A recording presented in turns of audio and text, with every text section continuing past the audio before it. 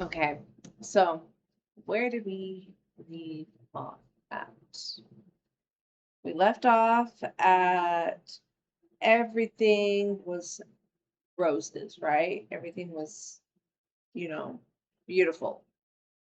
Uh, New AA and um, dating someone, and he's in the recovery business, and um, I got into drug court, and so I'm working on getting into a new treatment center. This one's Phoenix Recovery, and so I'm like, okay, like we're on track. We got this. Granted, I'm still fighting for custody with my kids. Just to even have custodial rights. That's all. Like I'm trying to at least have visitation and custodial rights with my kids because at this point they don't think that I'm a competent parent, and they are trying to completely remove me from at least even have like they're trying to completely take away my entire custody of my kids, and so I'm having to fight that. So um, I'm living in a trap house where there's alcohol, weed, and other various drugs there to, tempt me and to constantly be around me.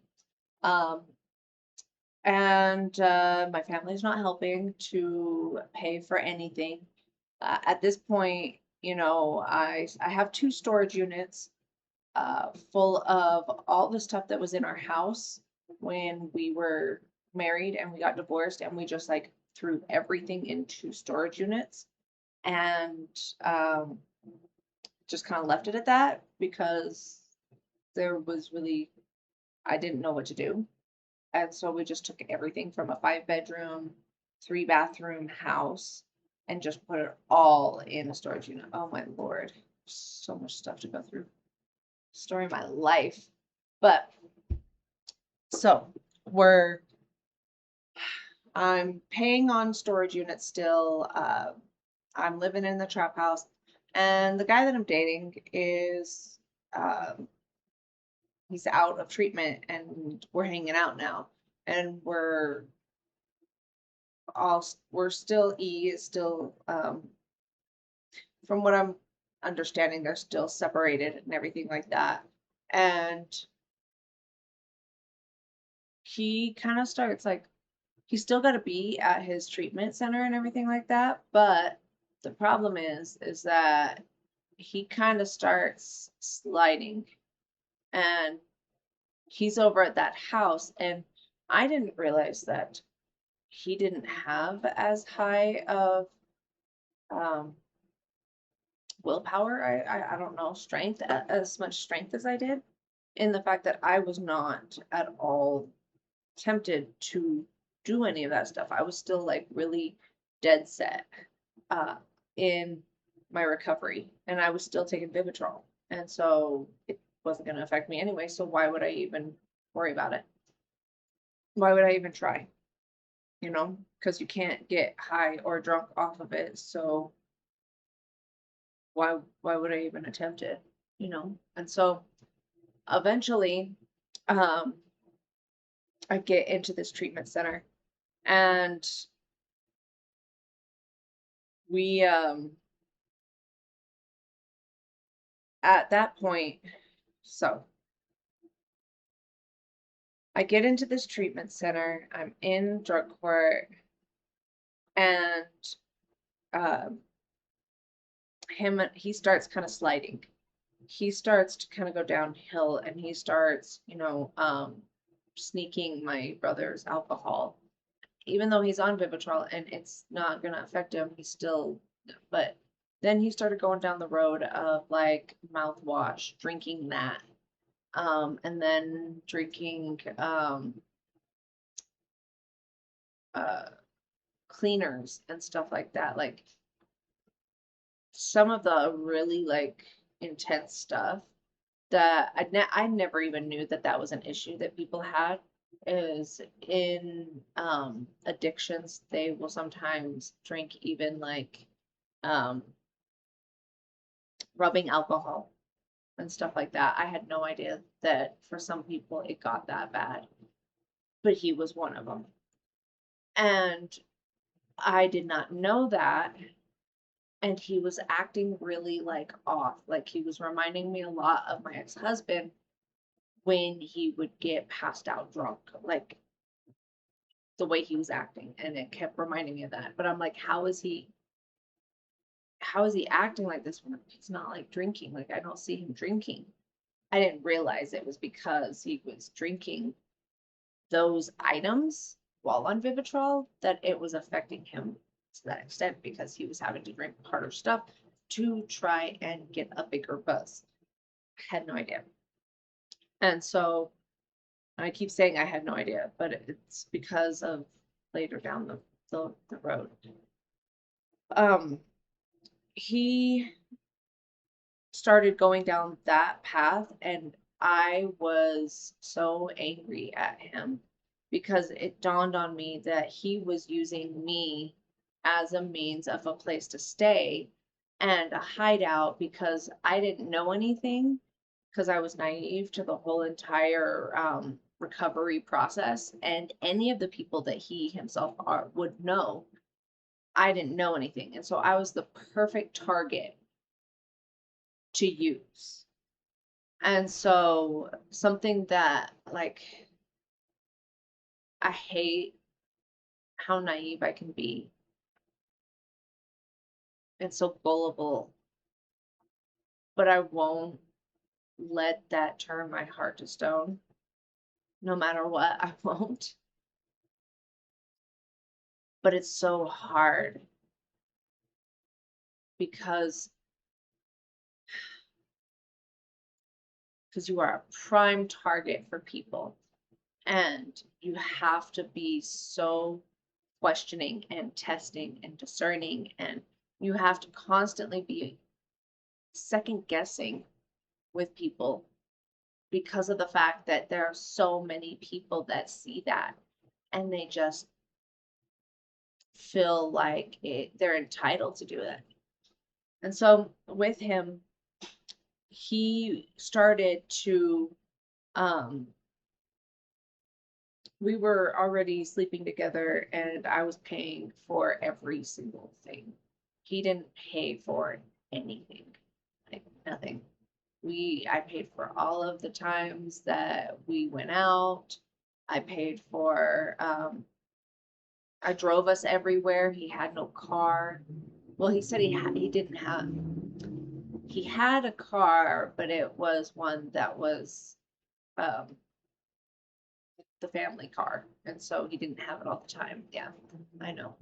And so I drove us everywhere because, again, with the wounds that I had, because of the fact that I was so codependent and I wanted at least just someone to see me to love me, I myself was constantly sacrificing myself. I was abandoning myself just so that I could at least feel something from someone else, even if it was table scraps, even if it was just like little bits and pieces, the tiniest little thing, you know, I was willing to take because I just wanted something. And so I was so desperate back then. And so with him, I I eventually got so fed up with how he was acting and how he when I found out he was drinking. And I finally just I broke. I He was sitting there trying to drink and drink and he was drinking himself to the point of where he was drinking stuff that was very not healthy for him at all. It was really bad.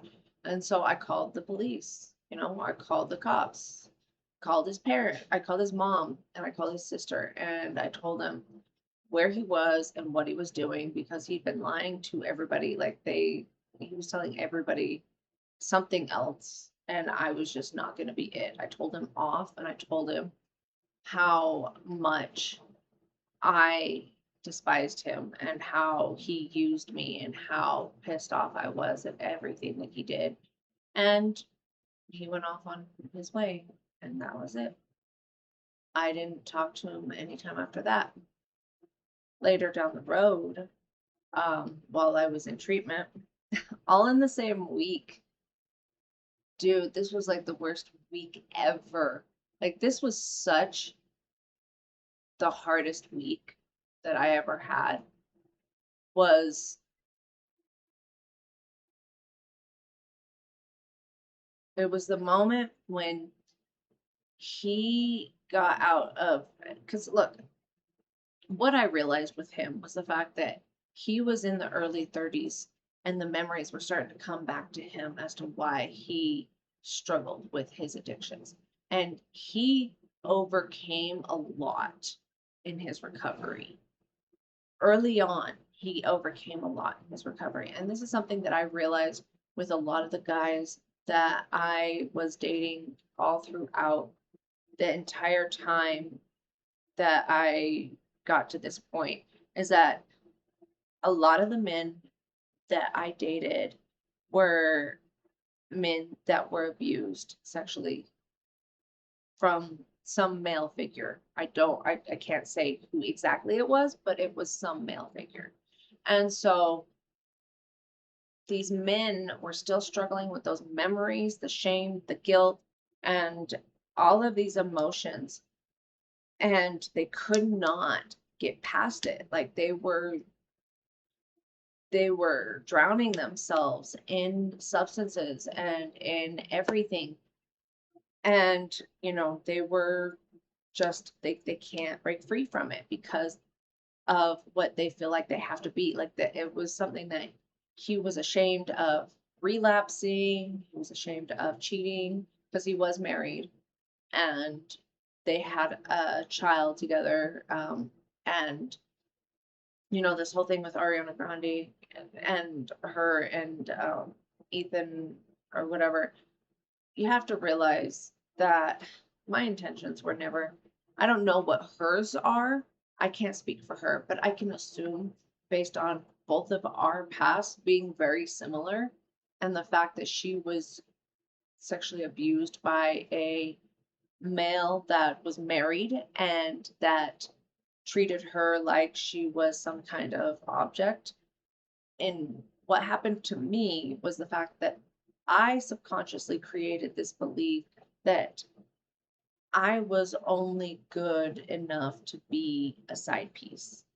That's all I was. And I did not deserve to be with healthy or even someone that was like, because we create these patterns and they stick with us. And as much as we want, as much as we want this healthy um, love, this like sense of this uh, secure attachment style kind of love. We want that so bad. We want the kind of like, and not even like movie theater, like kind of love, not that kind of, because like Hollywood has tainted that crap like no other, but just real, genuine love. Like, we want it, but there's this self-sabotaging kind of like belief that we don't deserve it, that we aren't worthy of it. And so we will go after what we think is like a good relationship and everything like that, and that they're going to treat us good and everything like that. But any man that is willing to cheat on their spouse with another woman is not healthy love, is not a good man. And I mean, it just shows you that if that guy is willing to like up and leave a family for someone else, that person is not a good person. They are not secure in themselves. Any healthy man that is married and happily married to someone would not even attempt that, would have turned that down. So that right there tells you how someone like him could say, okay, you know what? I see this and I want it and I'm going to take it. It's very predatory and it's very alpha male and it's very like, ooh, shiny, I want that. It's mine kind of mentality. And so that's where a lot of the guys too that I have dated have kind of been, that alpha man of like, I'll kick your ass if you look at my woman kind of like thinking, which is absolutely insane, and which is also very predatory because remember, this is one of those things that um, these men feel like, oh, well, you're mine, you're my property, I own you, so I can do whatever the hell I want with you. I can, rape you. I can, do whatever I want because you are just an object to me. You are not a person. You have no say. And so that's kind of how it was with which was a pattern because again, the pattern was my father who was that way, a predator, an alpha male, abuser, and also, someone that used me as like an object and then discarded me whenever I was no longer usable anymore. And so, um, I was repeating the pattern even when I was sober. You have to realize these patterns, just because you get sober, doesn't mean they go away. They have to be broken down, and you have to like actually take the time to heal those pieces in you to be able to heal yourself from that. And so, with that in mind, I didn't know this right away. I didn't see these things just yet. I just saw the pattern. I was seeing something repeating and I was like, okay, I got to do something about it. But all the while, I'm still also trying to figure out my mystery of the whodunit clue in what happened to me and figure out all the information of all the people involved and what all really did happen to me. And so I'm trying to balance all of this while being on top of staying sober, while on top of going to treatment, drug court, and trying to see my kids and DCFS and everything under the sun. So yeah, that was fun. Um, so once I kicked him out and I was just like angry and pissed off and everything like that, along comes F. We're gonna say F because we're just not. Because I already know that he still is always watching, and I am just not. I'm not. So, F, and once I start talking about it, people are going to know who the hell I'm talking about, anyways, but we're just not going to F. F you. But, F is a friend of my younger brothers. They grew up together.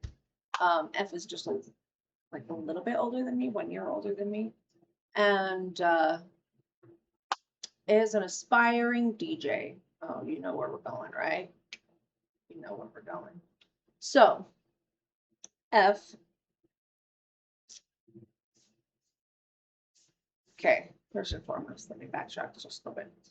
Whenever I become interested in someone else, it's usually because of the fact that they have something that that, that I aspire to be. Is I guess a good way to put it. I see something in them that I too want to create or I want to emanate. And so that's where the whole pedestal thing kind of like I used to be, is where I would put people on a pedestal because they had a quality about them that I thought was really cool. And I wish I could have. Like, I wanted to be more like.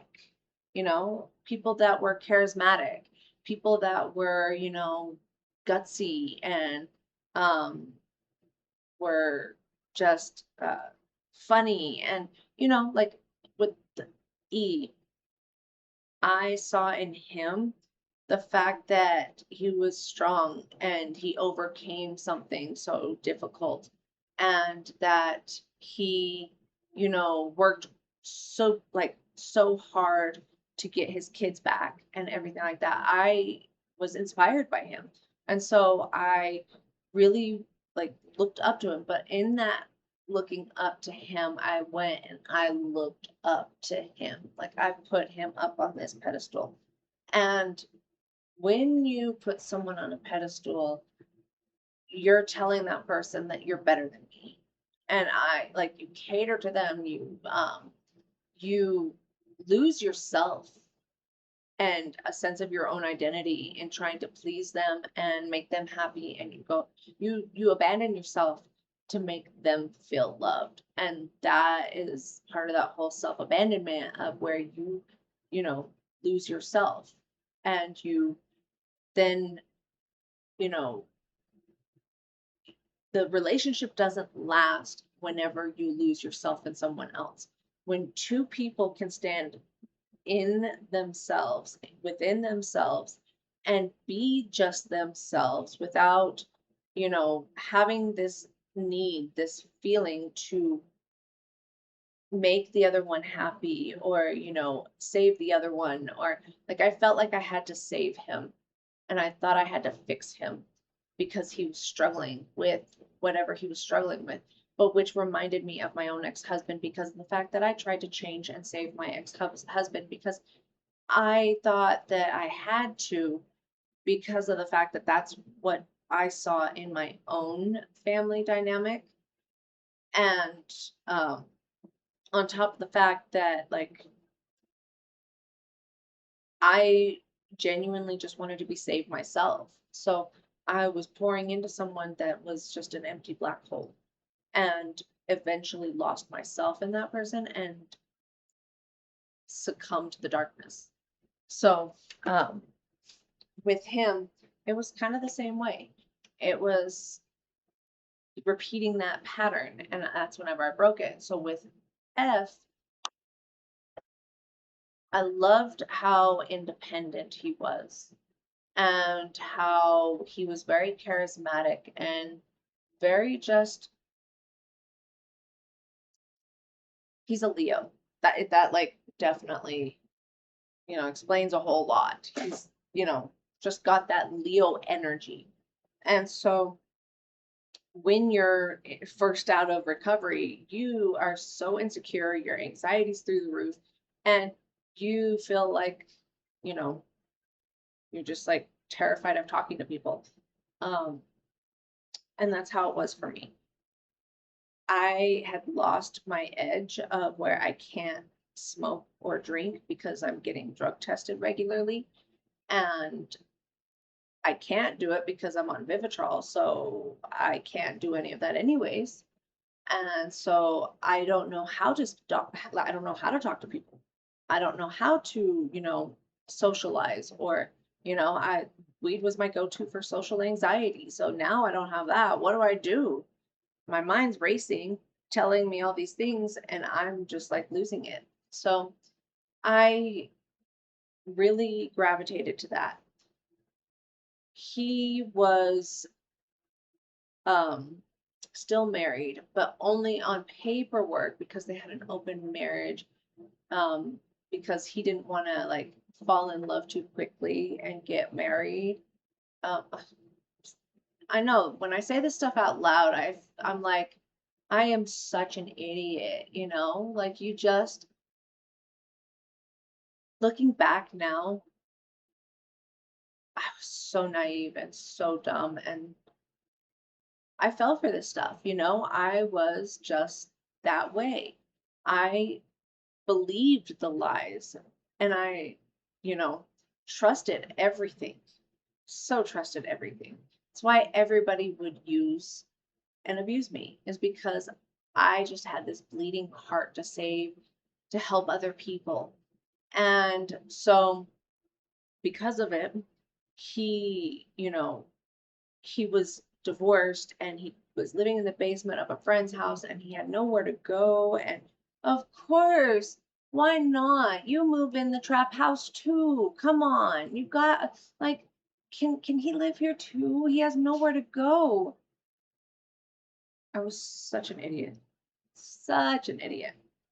So, what happened? He moved in and even more of the parties were starting because he's a DJ, a rave DJ, like he was throwing his own raves. And so with that, how he got started, this is the fun part. How he got started in being a DJ was he used to DJ for all the strip clubs here in Utah. Or the gentlemen's clubs. I'm sorry, gentlemen's clubs. That's the way to put it because they're not strip clubs here. Sorry, Utah's classy. We call them gentlemen's clubs. So there are no gentlemen there. What are you talking about? Such a farce. But here we go. So with that, he's living in the house and they're drinking and partying and all this fun stuff, and I'm sober. And all the friends are over and everybody's drinking and partying, and I'm sober. I'm going to treatment at this new facility. So, got a new boyfriend, going to treatment in drug court and realize like for me this is just normal because this is my life. This is what goes on in my life. This is normal to me. This is not what I deem as unsafe because in my mind what unsafe is living with my ex-husband who's abusive and trying to kill me. That's not safe. But this is, right? That's what I was thinking. And so